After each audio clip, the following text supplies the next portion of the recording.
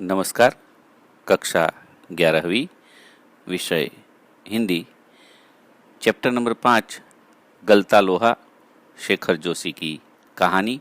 जिसके पहले वीडियो में हमने बात की थी कि मोहन खेत में जाने के बजाय धनराम के आफर की ओर चल पड़ता है। वहाँ वे दोनों अपने बचपन की यादों में खो जाते हैं और उसमें हमने पहले धनराम की कहानी देखी थी। अब बात करेंगे मोहन की कहानी की। प्राइमरी स्कूल की सीमा लांघते ही मोहन ने छात्रवृत्ति प्राप्त कर ली और इस प्रकार उसने त्रिलोक सिंह मास्टर की जो भविष्यवाणी थी उसको किसी हद तक सिद्ध कर दिखाया था, क्योंकि त्रिलोक सिंह मास्टर हमेशा कहा करते थे कि मोहन गांव का नाम और स्कूल का नाम रोशन करेगा। उसकी मानो यहाँ शुरुआत हो गई। मोहन के पिता वंशीधर का भी हौसला बढ़ गया था। वे भी अपने पुत्र को पढ़ा लिखा कर बड़ा आदमी बनाने का स्वप्न देखने लगे थे, क्योंकि पीढ़ियों से चले आ रहे पैतृक धंधे ने उन्हें निराश किया था। मुश्किल से वे अपने घर वालों का आधा पेट भर पाते थे। इसलिए वे चाहते थे कि मोहन पढ़ लिख कर पूरे वंश का दारिद्र्य मिटाए।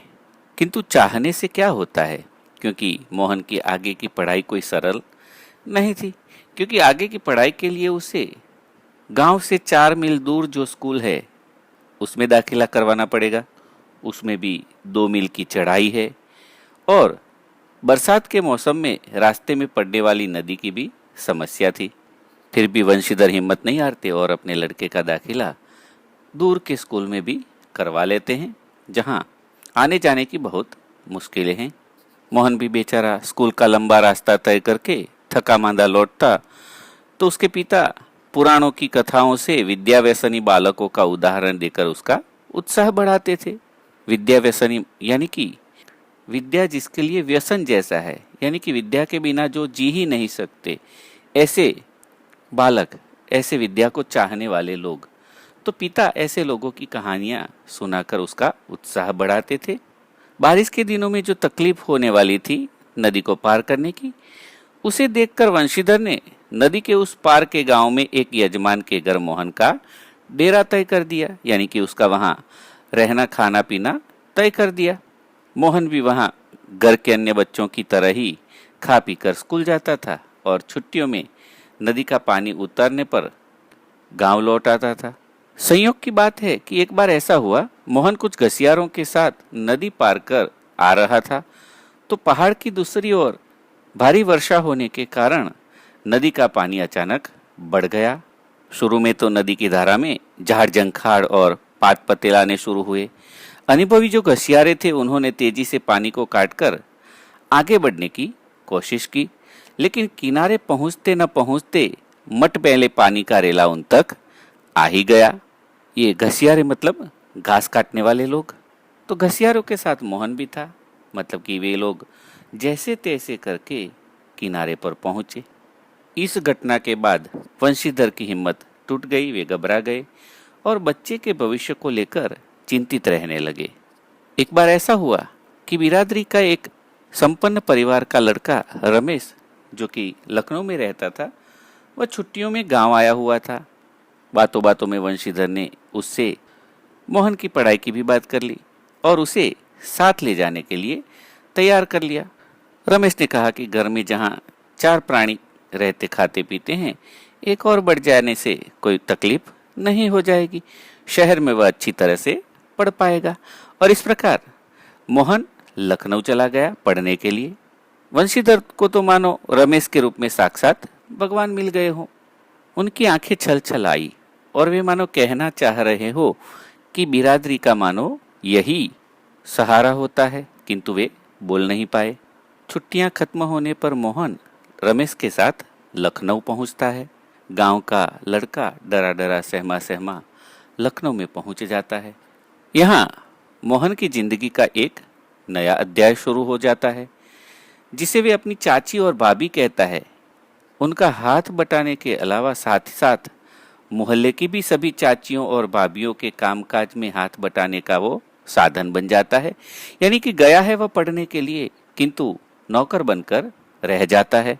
यही नहीं, अपनी बिरादरी का समझकर जिस लड़के को रमेश ले आया था, वह रमेश भी औसत दफ्तरी बाबू की हैसियत वाला था, किंतु फिर भी मोहन को अपना भाई बिरादर बतलाना उसे अपने सम्मान के विरुद्ध जान पड़ता था और घरेलू नौकर से ज्यादा हैसियत वह मोहन को नहीं देता था। मोहन भी सब समझने लगा था। रमेश ने घर के निकट के ही एक साधारण से स्कूल में मोहन का दाखिला करवा दिया था। रात दिन के कामकाज के बोझ की वजह से गांव का वह मेधावी छात्र शहर के स्कूली जीवन में अपनी कोई भी पहचान नहीं बना पाया। उसका जीवन एक बनी बनाई लीक पर मानो चलने लगा था। मोहन को छुट्टियों में गांव जाने का मौका भी तब मिलता था जब रमेश या उसके घर का कोई प्राणी गांव जाने वाला होता था, नहीं तो उसे छुट्टियों में भी लखनऊ ही रहना पड़ता था। और बात यह होती थी कि वह तो अगले दर्जे की तैयारी कर रहा है। असल में मोहन चला जाए तो घर के कामकाज कौन करता, और इसीलिए मोहन को घर जाने का भी कम मौका मिलता था। मोहन ने भी मानो परिस्थितियों से समझौता कर लिया था और कोई चारा भी उसके पास नहीं था, जबकि गांव में तो उसके पिता उसके सुनहरे भविष्य के सपने बुन रहे थे। 8वीं कक्षा की पढ़ाई समाप्त करके जब मोहन गांव में आया और छुट्टियां खत्म होने के बाद जब लखनऊ लौटा तो उसे लगा मानो घरवाले उसे पढ़ाने के पक्ष में नहीं हैं। घरवाले यानी कि रमेश के घरवाले, रमेश के परिवार के लोग मानो उसे पढ़ाना न चाह रहे हो। और उसके लिए बहाना तो यही था, दलील यही थी कि हजारों लाखों बीए एमए मारे बारे बेकार फिर रहे हैं। ऐसी पढ़ाई से तो क्या फायदा है, उससे तो अच्छा है आदमी कोई हाथ का काम सीख ले। और इसीलिए मोहन को किसी परिचित के प्रभाव से टेक्निकल स्कूल में दाखिल करवा दिया गया। यहाँ जैसे हम ITI कहते हैं, ऐसे टेक्निकल स्कूल में उसे दाखिल करवा दिया गया। लेकिन मोहन का जो दिन भर का कार्य रहता था उसमें कोई फर्क नहीं पड़ा। उसे तो घर के वो सारे कामकाज करने ही थे, उसी में वह व्यस्त रहता था। जैसे तैसे करके 1.5-2 साल का समय व्यतीत हो गया। मोहन भी अपने पैरों पर खड़ा होने के लिए कारखानों और फैक्ट्रियों के चक्कर काटने लगा। आगे की कहानी देखते हैं। गांव में वंशीधर से जब कोई भी मोहन के विषय में पूछता तो वे मोहन की पढ़ाई के बारे में बड़ी बड़ी बातें बताने लगते थे और वे मानते थे कि एक बड़ा अफसर बनकर वह लौटेगा। लेकिन उन्हें भी जब वास्तविक बात का पता चला तो वे किसी को कुछ भी न बतला पाए और उनका स्वप्न भंग हो गया। धनराम ने भी एक दिन मोहन के बारे में पूछा था। तब वंशीधर ने बताया था कि सेक्रेटेरिएट में उसकी नियुक्ति हो गई है और शीघ्र ही विभागीय परीक्षा पास करके बड़े पद पर पहुंच जाएगा। यहाँ यह बात जब वंशीधर बताते हैं तब घास का एक तिनका अपने दांतों में दबा लेते हैं। तात्पर्य यह है कि दांत के बीच में तिनका दबाकर असत्य भाषण करने पर दोष नहीं लगता। यानी कि घास का तिनका मुंह में रखकर आप झूठ बोल सकते हो, पाप से बच सकते हो। धनराम तो मोहन को बुद्धिमान मानता ही था, तो उसने कहा कि मोहन लला तो बचपन से ही बुद्धिमान है। इस प्रकार मोहन और धनराम साथ साथ बचपन से लेकर अब तक के जीवन की बहुत सारी घटनाओं को याद करते हैं और उसके बारे में बातें करते हैं। धनराम मोहन जो हंसुआ लेकर आया था उसको भट्ठी में तपाता है और मन लगाकर उसकी धार गढ़ देता है, किंतु लोहे को हवा में ठंडा होने में ज्यादा टाइम लगता है, इसलिए उसे बेंत पहनाकर वापस देने में धनराम को थोड़ा समय लगा। तो मोहन को वापस करते वक्त वो मानो भूल हो गई हो उस तरह, मानो माफी मांगता उस प्रकार से उसे हंसुआ वापस देता है और मोहन से कहता है कि बेचारे पंडित जी को तो फुर्सत ही नहीं मिलती, अगर किसी के हाथ भिजवा देते तो मैं तत्काल बना देता। यानी धनराम अभी भी ये मानता है कि ये काम मोहन का नहीं है। मोहन हंसुआ लेकर फिर जिस कनिस्तर पर बैठा था वहां जाकर बैठ जाता है। सामान्य तौर पर तो यह होता था कि ब्राह्मण टोले के लोगों का शिल्पकार टोले में उठना बैठना ठीक नहीं माना जाता था। अगर किसी कामकाज से शिल्पकार टोले में आना ही पड़े तो भी खड़े खड़े बात निपटा ली जाती थी। यही नहीं, ब्राह्मण टोले के लोगों को वहां बैठने के लिए कहना भी उनकी मर्यादा के विरुद्ध समझा जाता था। किंतु मोहन शहर में रहकर आया था, वह मानो इन परंपराओं से अपरिचित हो गया था। धनराम भी मोहन के व्यवहार को देखकर असमंजस में पड़ा हुआ था, किंतु वह कुछ कह नहीं पा रहा था, इसलिए वो अपना काम करता रहता है। धनराम लोहे की एक मोटी छड़ को भट्ठी में गलाकर गोलाई में मोड़ने का प्रयास कर रहा है। वह एक हाथ से संडसी पकड़कर दूसरे हाथ से जोर से हथौड़े की चोट मारता है, किंतु ठीक से घा नहीं लग रहा है। लोहा उचित ढंग से नहीं मुड़ पा रहा है। मोहन ये सब देख रहा है। मोहन ने अपने संकोच को छोड़कर दूसरी ओर से लोहे को पकड़ा, हथौड़े से नपी तुली चोट करने लगा और मानो वही इस काम का अभ्यस्त हो, उस प्रकार से हाथों से दौकनी फूंककर लोहे को दोबारा भट्ठी में गर्म करके वह ठोकते पीटते सुघड़ गोले का रूप उसे दे डालता है। मोहन ने धनराम के काम में जो ये हस्तक्षेप किया था वह इतना आकस्मिक था कि धनराम भी उसको रोक नहीं पाया था। धनराम को मोहन की इस कारीगरी पर इतना आश्चर्य नहीं हुआ था जितना आश्चर्य उसे पुरोहित खानदान के एक युवक का इस तरह के काम में भट्ठी पर बैठकर हाथ डालते हुए हुआ था। वह डरा सहमा चारों ओर देखने लगता है। उसके मन में भय है कि कोई देख तो नहीं रहा, नहीं तो उसे डांट पड़ेगी।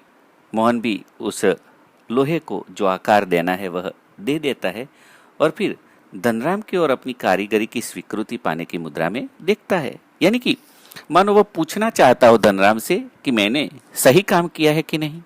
मोहन की आंख में एक सर्जक की चमक थी, यानी कि उसने वह काम अच्छे से कर दिखाया था, जिसमें न स्पर्धा थी और न किसी भी प्रकार की हार जीत का भाव था। यहाँ कहानी का अंत होता है और इसके माध्यम से बताया यह गया है कि अपनी ही बिरादरी का रमेश उसे पढ़ाने के लिए लखनऊ ले जाता है, लेकिन उसे नौकर बना देता है, जबकि शिल्पकार का काम करने वाला लोहार का लड़का मोहन को अपने ऑफर पर काम करने की अनुमति देता है और दोनों मिलकर फिर वहां काम करते हैं। और इस प्रकार जातिगत भेदभाव के स्थान पर मेहनत कशों के सच्चे भाईचारे की बात यहाँ की गई है। रमेश बिरादरी का होने के बावजूद भी मोहन को कष्ट पहुंचाता है, जबकि यहाँ मेहनत कश लोगों के भाईचारे की बात बताई गई है। साथ ही लोहे का काम चलता है, लोहे को आग में गलाया जाता है और उसे एक नया आकार दिया जाता है। उसी प्रकार यहाँ जो समाज में व्याप्त जातिगत और सामाजिक भेदभाव है उसका लोहा भी गल जाता है और नए सामाजिक रूप का वह आकार प्राप्त करता है। कहानी पूर्ण होती है। नमस्कार, सबका मंगल हो।